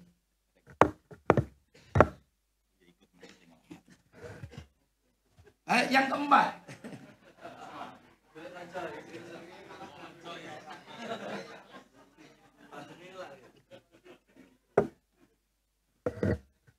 Yang keempat, bersifat keagamaan dan kemasyarakatan. Jadi sifat keagamaan dan kemasyarakatan itu kayak two in one. Keagamaan tapi juga kemasyarakatan. Kemasyarakatan tapi dilandasi dengan agama. Sekarang pertanyaannya, antara ini tema kita tentang agama dan budaya. Sebenarnya agama itu ikut budaya atau budaya itu ikut agama? Permasalahan di sini. Sopo melu sopo itu ya. Sekarang ada Islam Nusantara itu ya. Islam Nusantara. Dulu Nusantara itu sudah diislamkan, saya malah dinusantarakan lagi itu ya. Balik lagi dong kita. Itu ini agama mengikuti budaya atau budaya mengikuti. Itu memang dua. Agama dan masyarakat ini sesuatu yang selalu two in one terus. Agama dilakukan masyarakat harus melaksanakan agama. Jadi antara agama dan masyarakat ini memang two in one yang tidak bisa dipisahkan. Maka tentunya perpaduan ini harus kita tegaskan. Bagaimana apa itu Muhammadiyah dalam masalah agama dan budaya. Muhammadiyah menyebut agama mengikuti budaya, bukan budaya ikut agama. Jadi budaya harus ikut agama, bukan agama harus ikut budaya. Kalau agama ikut budaya, itu akhirnya merasa bahwa budaya kita lebih baik dari budaya Arab, akhirnya begitu. Budaya Islam kan budaya Arab itu. Kita lebih baik dari mereka. Rumangsane lebih baik dari Abu Jahal itu. Gitu kan. Ya mungkin kalau Abu Jahal bener ya. Lebih baik dari Islam. Ini contoh. Maka kalau di dalam ayat yang kita gunakan ini. Wa'mur bil urfi. Dan suruhlah orang untuk mengerjakan yang ma'ruf. Amar ma'ruf, nahi mungkar. Bapak-bapak, ma'ruf itu artinya apa? Ma'ruf. Dari kata arafa, ma'rufun. Artinya apa nih? Sesuatu yang dikenal, diketahui. Ma'ruf. Nah itu berarti amar ma'ruf. Ajaklah orang untuk melakukan sesuatu yang sudah dikenal, diketahui. Ngerti toh? Ma'ruf itu. Mungkar, kalau nanti ada nahi mungkar, melarang mencegah dari kemungkaran. Mungkar sesuatu yang diingkari. Berarti ma'ruf dengan mungkar itu berbenturan. Sebaliknya, yang ma'ruf berarti bukan mungkar, yang mungkar berarti bukan ma'ruf. Maka yang dikenal ini artinya yang tidak diingkari oleh masyarakat. Sesuatu yang tidak diingkari oleh masyarakat itu sesuatu yang ma'ruf. Itu maka nanti temanya tema kalau kita belajar ilmu ushul fikih al-urf. Maka ada istilah apa itu al-adatu muhakkamatun. Itu juga kalau tidak dipahami dengan benar itu bisa bahaya juga. Al-ada itu adalah kebiasaan. Ada orang menyebut apa artinya adat? Adat itu secara bahasa artinya kebiasaan. Tapi kita nyebut adat kebiasaan. Ini adat kebiasaan. Padahal kebiasaan itu arti dari adat. Al-adah itu kebiasaan. Nanti kita ngartikan adat kebiasaan. Padahal toh, hari ini kita memperingati malam Lailatul Qadar. Malam Lailatul Qadar biasa itu. Wong Jawa ya ngono toh. Pite ayam alas itu. Pite ayam alas ini apa itu biasa seperti itu. Tapi itu uruf itu. Biasa. Udah dipahami itu. Itu sesuatu yang ma'ruf, yang diakui, dikenal, dan tidak ditolak di masyarakat. Menghormati orang tua, menghormati sesama itu, apa itu ma'ruf, sesuatu yang tidak diingkari oleh masyarakat. Maka tadi, intinya kalau di dalam Muhammadiyah itu, uruf itu ada dua macam, intisarinya ya. Ada yang sahih, ada yang fasid.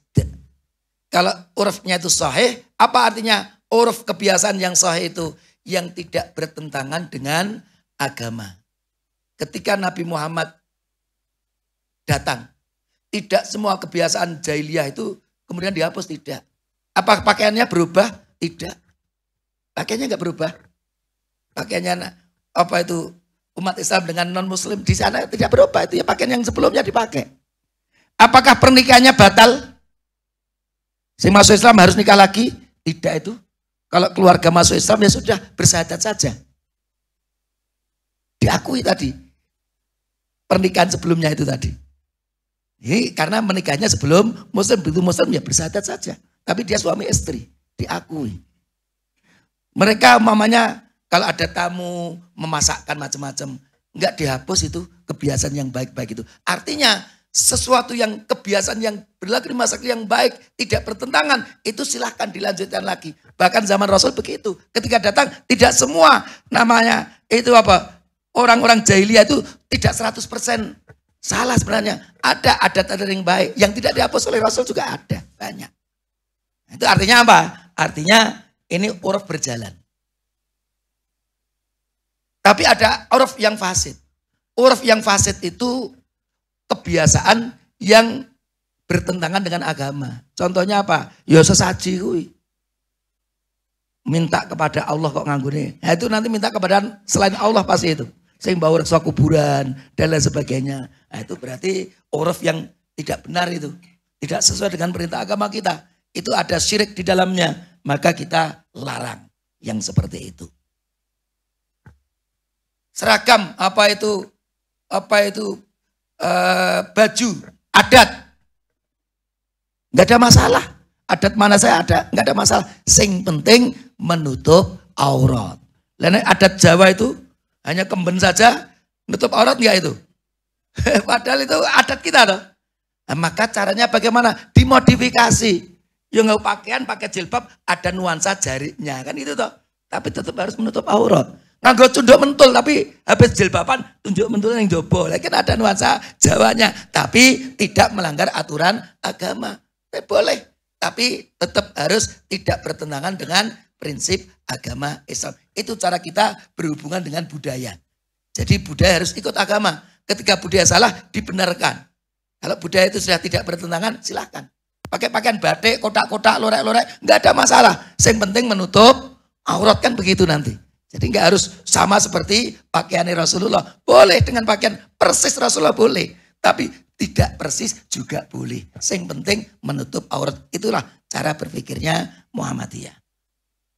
Jadi jangan sampai kita juga melecehkan. Orang pakai pakaian apa itu Arab itu. Wah, sok jago, sok hebat. Sok, itu juga salah. Itu cara berpikirnya begitu. Melihat orang yang pakaiannya seperti pakaiannya orang Arab Rasul itu. Jangan kemudian kita underestimate, wah itu sok sekali macam. Jangan, itu kita harus alhamdulillah. Berarti dia sangat mengidolakan Rasul. Rasul kan mau Arab, berpakaian Arab, itu saja. Jangan mengidolakan Messi, tuku kaos aja nomor 10, Lionel Messi kan gitu juga. Ini orang mengidolakan Rasul kok malah disalahkan, jangan. Tapi tidak harus seperti itu, boleh pakaian itu, boleh tidak. Itu di Muhammadiyah seperti itu. Baik. Yang kelima, waktunya kali bilang menit. 3 menit, wah, sudah, monggo. Saya ini aja, mengindahkan segala hukum, undang-undang, peraturan, serta dasar dan falsafah negara yang sah. Ini taat aturan, sportif kita itu. Kita itu sportif. Bolehkah kita berbeda dengan pemerintah yang sah? Atau siapakah ulul amri itu? Ini penting dari tema kepribadian Muhammadiyah ini. Tema yang paling kuat ini saya ambilkan. Kita lihat ini aja. Perintahnya. Ya ayyuhalladzina amanu. Ini kepada kita yang beriman. Ati Allah. Taatlah kepada Allah. Titik. Taat kepada Allah itu titik. Jadi mutlak. War rasul. Ati'ur rasul. Berarti taat kepada Rasul itu titik. Mutlak. Wa ulil amri minkum. Dan juga ulul amri. Tapi untuk ulul amri ini kita lihat. Fa in tanaza'tum fi syai'. Kamu harus taat kepada ulul amri. Tapi kalau kamu berbeda, faruddu ilallahi wa rasul. Kembalikan kepada Allah dan Rasul. Ini kalau ulul amri itu koma. Asalkan tidak bertentangan dengan aturan Allah dan Rasulnya. Maka apa itu hadisnya begini. Alal mar'il muslim, ini sikap kita sebagai seorang kader Muhammadiyah. Setiap muslim, as-samu wa ta'atu fima ahabba wa kariha, harus selalu taat. Baik dia sukai perintah itu, kebijakan itu atau tidak. Kadang-kadang kebijakan itu kita tidak sukai.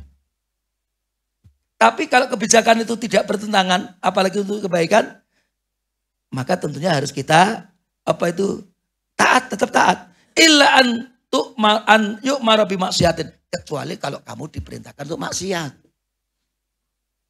Kalau kita diperintahkan maksiat, fala sam'a wala ta'ata, barulah kita tidak boleh mendengarkan, kita tidak boleh taat. Selama kebijakannya sesuai dengan ajaran agama kita, taati. Kalau tidak, ya kita sampaikan bahwa itu salah, ini peran Muhammadiyah. Jadi peran Muhammadiyah bukan oposisi, tapi selalu berusaha untuk bisa membantu pemerintah, tapi menuju kepada kebaikan. Kalau perintah kebijakan yang salah, diingatkan. Nah, itu yang cara yang benar sebagai seorang muslim kader Muhammadiyah. Amar ma'ruf nahi mungkar dalam segala lapangan serta menjadi contoh teladan yang baik. Dakwah. Ini intisarinya dakwah itu bil qaul dan bil hal. Maka di Muhammadiyah tidak hanya bil qaul saja, juga bil hal. Dengan contoh, keteladanan. Karena temanya kan teladanan. Maka dengan contoh. Kita tidak hanya mengajak orang untuk belajar, tapi kita juga membangun pusat-pusat pembelajaran. Tafaqquh fiddin. Kita tidak hanya mengajak orang untuk sholat, tapi kita juga sholat. Kalau kita nggak pernah sholat 5 waktu, kita dakwah. Ayo kita sholat 5 waktu, diguyu itu. Jenengan sholat tahun yang masjid, ayo kita sholat 5 waktu. Atau kita, itu artinya apa? Kita dipaidu. Maka ini penting. Dakwah bil halib biasanya lebih kuat daripada bil qaul. Kalau qaulnya itu sesuai dengan apa yang diperbuat, insya Allah sangat mudah dilaksanakan. Tapi kalau antara ucapan dengan yang diperbuatan bersebaliknya, hati-hati, jangan sampai kita berbuat maksiat, baru mulai pengajian, goncengan karo pacare. Guyu no. Lha wingi aja berbuat zina, jangan berbuat maksiat. Iki goncengan pacaran orang belum nikah. Lah ini kan secara keteladanan tidak elok seperti ini. Ini biasanya dipaidu. Maka mari kita menjadi teladan, menjadi mubalik tapi yang teladan. Ini tugas kita atau sikap yang harus kita miliki. Ini uswatun hasanah. Ini kabura maktan. Amat besar kebencian di sisi Allah kalau kita mengatakan apa yang tidak kita kerjakan. Tapi sebenarnya kita harus memahami. Kalau kita ngajak sholat 5 waktu tapi kita tidak sholat. Atau kita ngajak orang beriman tapi kita sendiri kufur. Itu di sini kabura maktan. Tapi insya Allah jenengan ngajak, ayo kita sholat malam setiap malam. Tapi kita bolong-bolong. Itu mengatakan yang tidak dilakukan. Padahal mari kita baca Quran. Kalau bisa 1 bulan khatam. Setahun juga tidak khatam. Dosa apa mboten ngoten niku. Maka kalau kita gariskan, kalau itu terkait dengan wajib dan haram, benar itu kabura maktan. Kalau urusannya afdholiyah, keutamaan, insya Allah tidak. Lah kalau dai-dai itu harus sempurna seperti Rasul, rane sing wani jadi dai nanti. Ngajak sholat malam, aku sholat malam ini bolong-bolong kok kayak akhir ras itu nanti. Kalau kita harus sempurna dulu, baru ngajak, iki rane dai nanti, nggak ada mubalik nanti, wedi kabeh iki. Maka mari kita khususnya yang wajib haram itu yang harus benar-benar kita perhatikan. Itu kalau kita mengatakan apa yang kita tidak lakukan, itu kabura maktan benar. Kalau kita mengajak sholat malam, meskipun kita bolong-bolong, ayo setiap bulan kita khatam Al-Quran, ini setahun lagi khatam, insya Allah itu ya kurang afdol, tapi insya Allah ngeraduso, ini kesunahan. Sesuai afdoliyah itu tidak seperti yang di dalam ayat. Ini terkait dengan iman kufur atau wajib haram. Itu jangan sampai yang kita ucapkan itu berbeda dengan yang kita perbuat. Ini aja. Ya, ada satu poin yang penting tadi terakhir. Nanti yang lainnya ini aja poin yang ke-8 ini. Kerjasama dengan golongan Islam manapun. Ini sikap Muhammadiyah.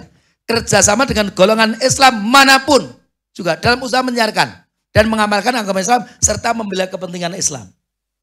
Kita punya lembaga di luar kita, ada MTA. Majelis Tarjih dan Tajdid. Ini Majelis Tafsir Al-Quran. Ada majelisnya itu. MTA. Ini juga di luar kita. Ada persis Dewan Dakwah Islam Indonesia. Ada yang kita sebut kelompok Salafi. Kadang-kadang orang Muhammadiyah itu kok alergimen dengan Salafi itu kenapa ya? Saya juga heran itu. Padahal sikap Muhammadiyah apa? Kerjasama dengan golongan Islam manapun. Kok alergi loh. Hati-hati loh. Muhammadiyah itu disusupi Salafi. Ngapain? Kita takut ngapain? Kalau itu sesuai dengan apa itu Islam nggak ada masalah. Di DII ini loh ya. Jamaah Tabligh bahkan NU lah. Kalau beda ya nggak ada masalah beda. Tapi nggak perlu kita kemudian membenci saudara kita. Hanya berbeda manhaj dengan manhajnya itu ya. Mungkin yang apa itu furu'iyah ya. Kalau manhaj secara umum tentunya rukun iman, rukun Islam saya yakin sama. Ahlussunnah wal jamaah. Ini kita harus benar-benar apa itu bisa kerjasama. Cuman pertanyaan ini, lalu bagaimana dengan ini ya? Yang di bawah ini memang perlu kajian juga. Lalu dengan Syiah. Syiah khususnya Syiah Itsna Asriyah. Itu Syiah itu yang Itsna Asriyah itu kan sahabat yang tidak kafir itu kan hanya 4 itu. Di antaranya Salman Al-Farisi, kemudian ada lagi Ali bin Abi Thalib, hanya 4 itu. Selain itu kafir semuanya. Na'udzubillah min dzalik. Maka hadis-hadisnya enggak mau digunakan. Kenapa? Karena mengkafirkan mereka semuanya. Dari sahabat-sahabat yang lain. Na'udzubillah, ini Syiah yang sangat seperti itu. Keyakinan. Ingkar sunnah, menolak hadis. Ini pernah MUI Sukoharjo menangani ingkar sunnah. Kalau di Solo itu kan ketuanya siapa itu? Lupa saya. Minarti. Itu kita waktu itu sempat saya sama Ustadz Muinuddinillah waktu itu menggalang kekuatan MUI untuk menghadang dakwahnya Minarti ini. Sampai ke MUI pusat kita waktu itu. Sampai ada pertemuan dengan MUI, Kemenak, kemudian kepolisian untuk ini, untuk menertibkan ini. Karena meresahkan masyarakat di situ. Kita sampai situ. Tapi MUI sekarang kita beda itu. Sukoharjo sekarang. Jangan bisa menafsirkan sendiri. Mengapa berbeda. Baik, itu temanya di sini. Nah, kita kadang lihat ini. Ini yang terakhir, penutup saya. Islam itu yang mana ya? Kira-kira yang mana nih kita itu? Kita termasuk Islam yang liberalis, sekuleris, pluralis, inklusif. Liberal itu kebebasan. Yang mengagung-agungkan kebebasan. Itu Islam liberal itu nanti masuknya sepilis. Bukan sipilis nggih. Sepilis. Sepilis ini lebih bahaya daripada sipilis. Lebih berat dan bahaya daripada sipilis. Sepilis ini apa? Sekulerisme. Paham yang menganggap bahwa agama itu beda dengan dunia. Nah urusan negara itu urusan dunia. Urusan akhirat itu sholat, poso. Liane kui urusan dunia. Itu namanya orang yang berpaham sekulerisme. Nah, kalau politik bagian dari agama, ekonomi bagian dari agama harus selaras dengan ajaran, itu berarti kita tidak termasuk Islam yang sekuler. Plural, ini juga ideologi kita ini. Harus paham itu, pluralis. Paham yang menganggap semua agama itu sejajar, paralel, prinsipnya sama, hanya beda teknis. Wong Islam, wong Yahudi, wong Kristen itu prinsipnya podo. Semuanya menyembah Tuhan. Yang satu ke masjid, yang satu ke gereja, yang satu ke sinagog. Tapi tujuannya satu, menyembah Tuhan. Maka semuanya akan diterima Tuhan dan akan diridhoi oleh Tuhan. Na'udzubillahi min dzalik. Ini kalau sudah kita paham seperti itu, berarti kita paham pluralisme. Bisa dipahami ya? Jadi harus jelas ini. Inna dina indallahil Islam. Ini harus menolak paham ini. Paham inklusivisme. Yang menganggap agama kita dengan agama lain itu sama. Jadi menganggap kayak manusia. Kita kalau dewean ngene iki ora sempurna, tapi kalau saling bersinergi menjadi sempurna. Juga agama begitu. Agama ini dewe, enggak sempurna. Tapi agama Islam, Kristen, Yahudi gabung ke dadi siji. Wah itu top markotop. Zaman ini zaman oplosan. Nek ora dioplos tidak top markotop. Lah ini paham inklusivisme. Naudzubillah. Maka mereka bukan perbandingan mazhab. Apa fikih mereka? Flah. Apa itu flah itu? Fikih lintas agama. Jadi kalau fikih lintas madhab itu kan madhab Hanafi, madhab Syafi'i. Kita cari apa itu al-jam'u wa taufiqnya bagaimana kan gitu tak? Mengkompromikannya bagaimana. Lah ini mengkompromikan antara agama. Itu paham inklusivisme. Na'udzubillah min dzalik. Liberal, ideologi yang mengagungkan kebebasan. Islam apakah tidak bebas? Ada. Bahkan salah satu panca jiwa pondok kita itu kebebasan. Tapi bukan liberalisme ya. Kebebasan yang bertanggung jawab. Kalau liberalisme ini. Faham yang ingin mempertahankan kebebasan individu terhadap kekuasaan yang tidak berlaku secara mutlak. Bahkan kalau aturan itu dari Quran, hadis, kalau tidak sesuai dengan dirinya, tendang. Itu paham liberal. Jadi mereka ingin bebas, sebebas-bebasnya, tidak ada yang bisa mengikat. Nah, itu paham liberalisme. Itu semuanya harus kita tolak. Kalau ideologi Muhammadiyah, menurut saya itu ideologi kita itu ideologi tajdid. Sebelum ke situ tadi ya, ada Islam fundamentalis. Islam kanan. Siapa itu Islam kanan? Islam kiri. Islam garis keras. Ada Islam garis lucu juga itu katanya. Islam moderat. Islam salafi, tradisional. Islam khalafi, modernis. Islam wasaton, poros tengah. Ini kan banyak tema-tema tentang al-Islam. Kira-kira kita itu bagian yang mana itu? Kanan, kiri, garis keras, moderat. Karena ada. Islam itu radikal atau moderat? Pak, Bu. Moderat ya? Islam itu radikal atau moderat?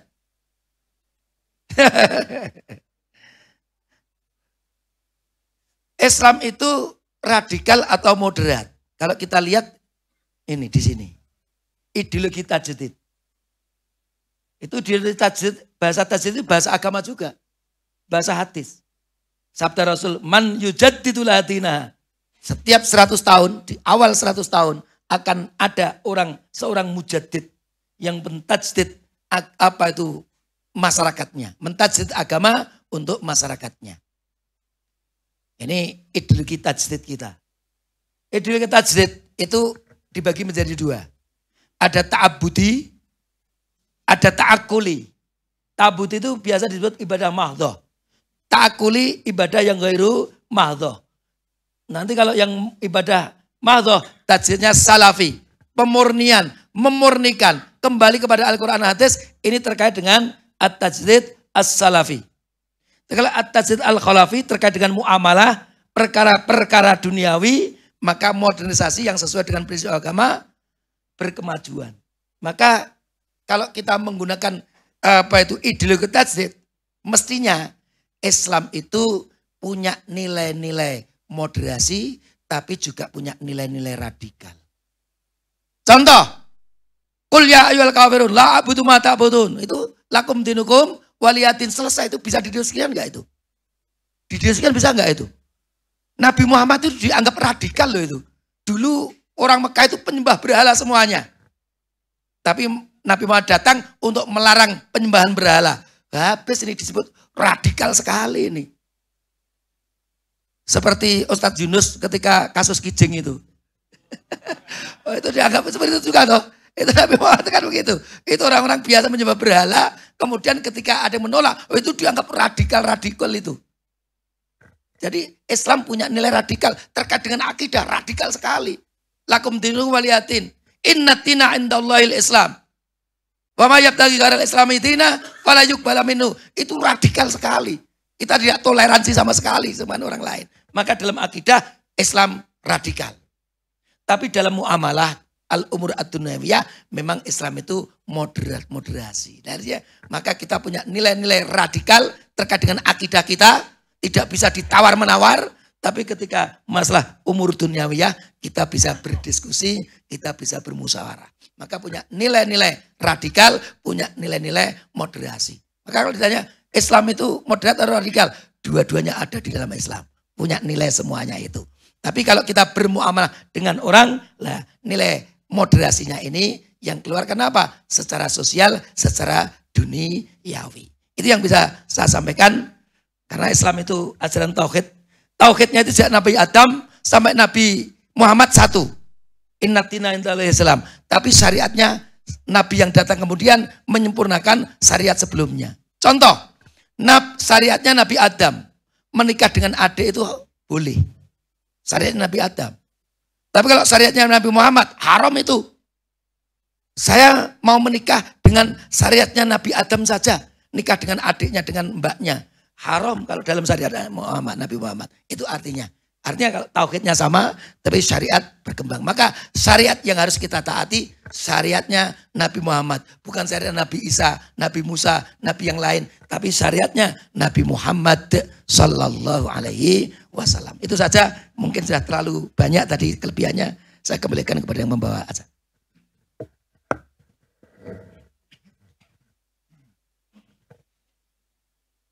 Alhamdulillah telah selesai kajian di sesi 3 ini yang mungkin alhamdulillah ilmu semuanya isinya ya. Mudah-mudahan bisa bermanfaat buat kita semuanya.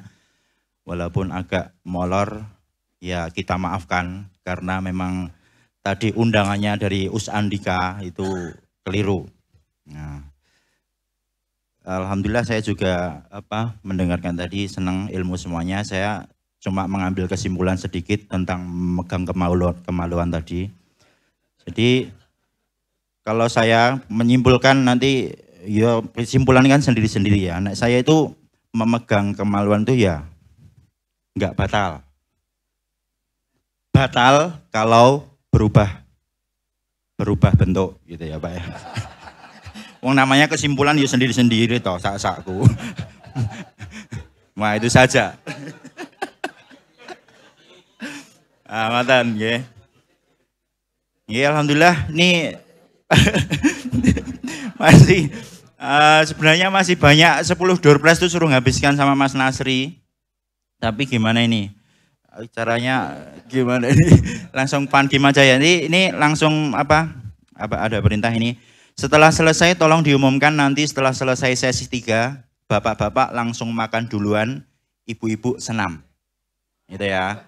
Nah itu.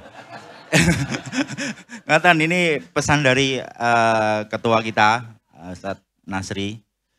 Mungkin langsung saja menyingkat waktu. Mudah-mudahan yang disampaikan Ustadz Salahuddin tadi bermanfaat buat kita semuanya.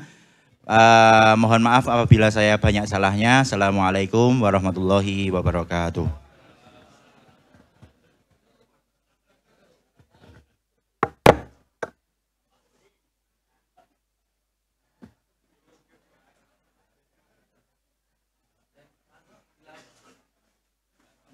Ada satu dos. Filahnya satu dos. 125.